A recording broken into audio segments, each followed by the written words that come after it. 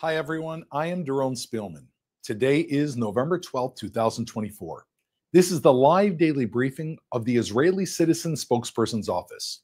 We are live today on Instagram, X, YouTube, and LinkedIn, and available afterwards wherever you get your podcasts. Please start submitting questions in the chat, and as always, like and subscribe. This really helps us reach a wider audience.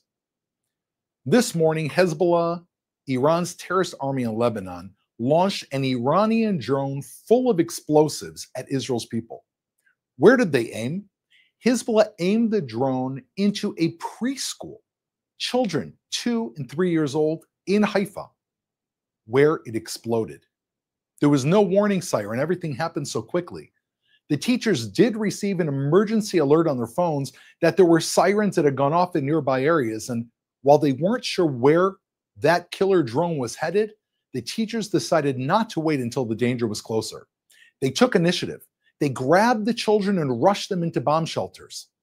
Their decision saved countless lives. According to Israel's Air Force, 1,300 suicide drones like this one have been launched at Israel since the start of the October 7th war. If anyone wants to understand why Israel is in Lebanon, it is because every one of those rockets, those drones, those missile attacks are aimed at a family, at a preschool, at innocent Israeli people. What would you do? The rocket fire from Hezbollah continues. Yesterday, there were over 165 rockets fired by Hezbollah from Lebanon. Hezbollah is down, there's no question. I've seen it with my own eyes. Their soldiers, their terrorists have run for cover, leaving all of their ammunition in place. However, it is not yet out of commission. Hezbollah's senior ranks have been eliminated. Its leaders hiding in Iran, afraid for his own life, and its ability to carry out an October 7th style massacre has been destroyed. But as we saw with that rocket that exploded this morning next to a preschool, Hezbollah remains a threat. Hezbollah continues to fire Iranian rockets at Israeli cities and towns. Since Hezbollah refuses to back off, the Israel Defense Forces is going to continue to operate in Lebanon in order to push Hezbollah away so that Israelis, close to 100,000 Israelis, can return to the home they haven't seen in over a year. Recently, the IDF published some CCTV video that it found on Hamas computers in Gaza. The video is shocking. It shows hundreds of hours of Hamas interrogators torturing Gazan people. Men and women are hung upside down, their feet poking out from bags where they struggle to breathe, as Hamas militants sit back laughing and whipping their bare feet with such cruelty. Their crimes? Criticizing Hamas, the same Hamas which has made their lives a living hell. Make no mistake, Hamas is a death cult. It does not allow dissent. In fact, a news crew from Israel's Channel 12 was just inside Gaza, speaking to local Gazans on the street. This is an example of what they had to say. May God take revenge on Hamas. One family says, Hamas took our son. Another, Hamas ruined our lives. Hamas took away our aid. Hamas shot at us. One courageous woman speaking to the news crew stood out and she said, Hamas will shoot me for speaking to you. I'm a martyr because I talked to you. But that woman felt that the message was important to reach us and to reach you, the world. Are we going to listen to the people of Gaza who explain and describe that Hamas is not only a terrorist regime for Israel, they don't only burn American flags, they are terrorists for any innocent people, even the people in Gaza. Anyone who speaks out against Hamas risks being executed or worse. Israel is under enormous international pressure to leave Hamas in power in Gaza. Make no mistake, if Hamas remains in power, those same Gazan people, those who criticize the regime, they will be the first to suffer. They will be pounding at the gates of Israel or at your country's border, begging to be let in. If you are pro-Hamas, then you are supporting a regime that tortures innocent Gazans as well as innocent Israelis. Hamas can never be allowed in any way, shape, or form to govern any territory ever again. Over the past 2 decades, Israel was pressured not to topple Hamas. Leaving Hamas on its feet doesn't only condemn Israel's people to Hamas murder, it abandons Gazans to suffer under Hamas cruelty. Let's not forget this is a message for all. If you're kind to the cruel, you will be cruel to the kind. There's no two ways about it. If a person supports Hamas and they're kind to the cruel, they're going to be cruel to Israelis, to the innocent people of Gaza, and to other innocent people around the world that Hamas is just waiting to attack, whether it's in the streets of Amsterdam, the streets of the United States, London, Spain, or France. We have to remember, being cruel has its impact. Being cruel to those people who you think are going to save the day when they're actually targeting innocent people, that does not work, does not add up. In recent weeks, I was serving as a reservist in Lebanon. I saw it with my own eyes, the massive infrastructure that Hezbollah had on our border that would have enabled it to carry out an October 7th style massacre. The IDF has destroyed Hezbollah's capability to operate on Israel's border and invade our cities and towns. However, the big question is, why are we not seeing more of this on the news? Western journalists have reported in the past on how Hezbollah is intimidating journalists. In 2006, during the Second Lebanon War, CNN reported that when one of its crews attempted to film a Hezbollah weapons cache in a civilian area, they were threatened by Hezbollah terrorists. A journalist from The Guardian reported how Hezbollah fighters physically stopped them from filming Hezbollah launches.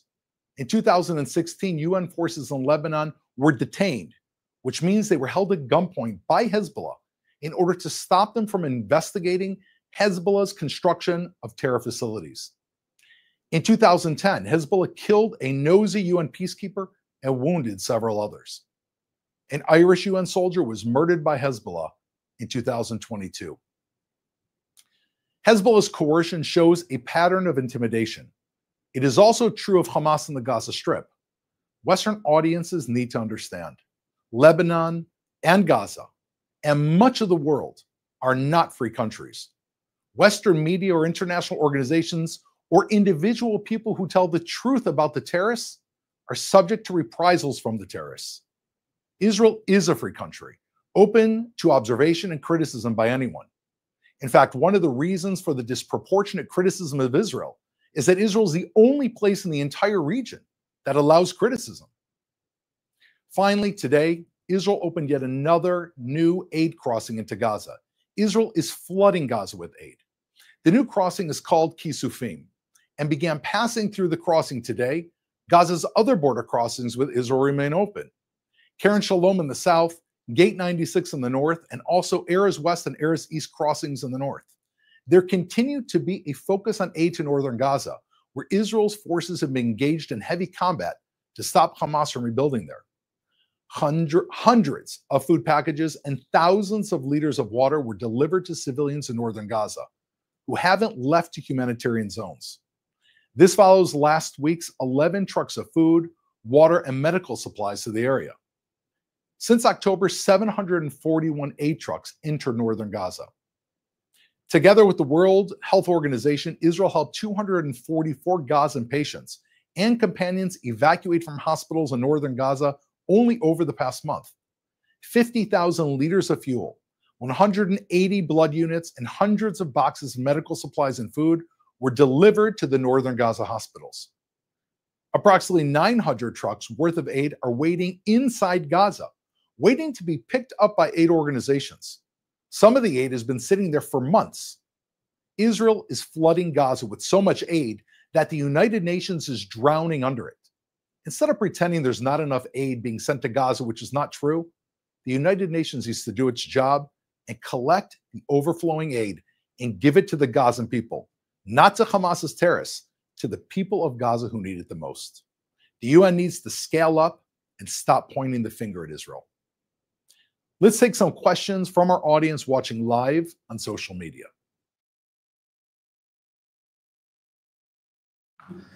Thank you, Doron. I'm going to combine two questions that we're getting a lot from our viewers on Instagram, which is, what do you think of the reports of Qatar backing out of its mediation role? And when do you think we'll hear some good news about the fate of the hostages in Gaza?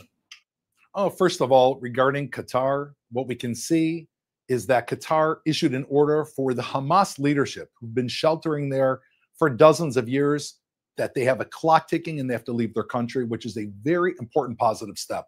That Hamas leadership, three people who are worth $12 billion, meaning there's no aid, according to them, in Gaza. And the Gazan people are poor. Meanwhile, three people, the leaders of Hamas, sitting in Qatar, are sitting on $12 billion. That's from foreign news reports, not Israeli reports. Qatar issuing an order for them to leave their country is a step in the right direction.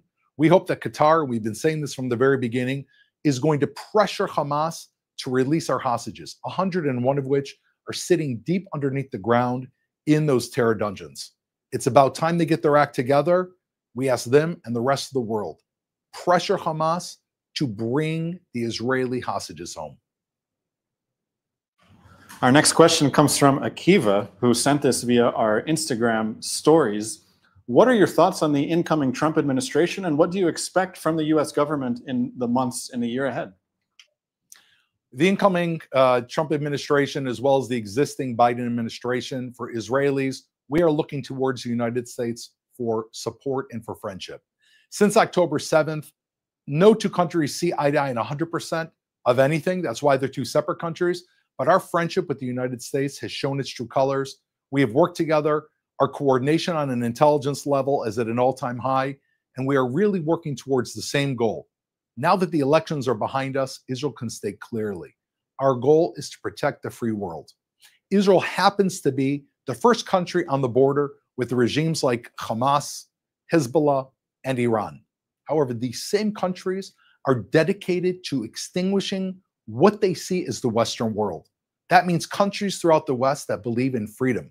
All of these countries, Hezbollah, Hamas, Lebanon, Syria, Iran, Iraq, all of the others, are despotic regimes in which people have no freedom, no ability to vote. And if they are able to vote, there's only one person running.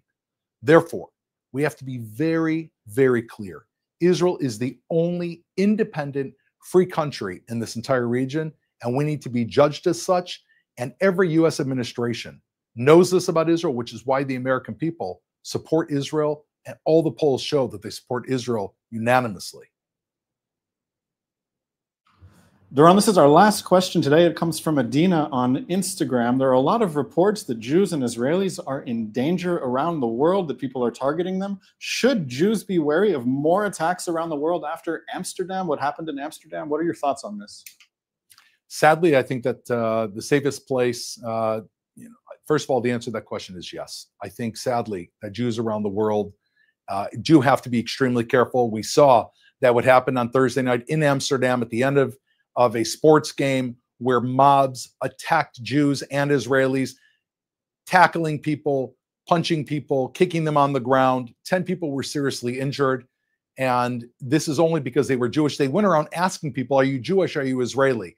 I mean, it brings back images of the Holocaust of 1945. And the fact is, it took hours and hours for the Dutch police to kind of crack down on those riots. And even yesterday, last night, there were a second series of riots where mobs ran throughout Amsterdam, burnt down one of the trains that were on the train tracks, and they yelled, Jews are cancer, Jews are cancer. With all this happening, the only place that I believe a Jew can be 100% certain that the government is there protecting them is Israel. And anywhere else in the world, a Jew is walking, you have to keep your eyes out. It's a sad reality, but we know that truth, and we know that most people in the world are not like this, and we're hoping the world will wake up and protect the Jewish people, provide safety and security like they do for all other people. I want to thank everyone for tuning in today and joining us. We are live every day at 3 p.m. Israel time, 8 a.m. Eastern Standard Time. We ask you to log in and join us on social media across all of your platforms. Think of your questions for tomorrow. We'll see you then. Thank you. Thanks for watching. Drop a comment below. Don't forget to like, share, and hit subscribe to stay updated with our latest content. Until next time, stay informed and inspired. This is Djobnik signing off.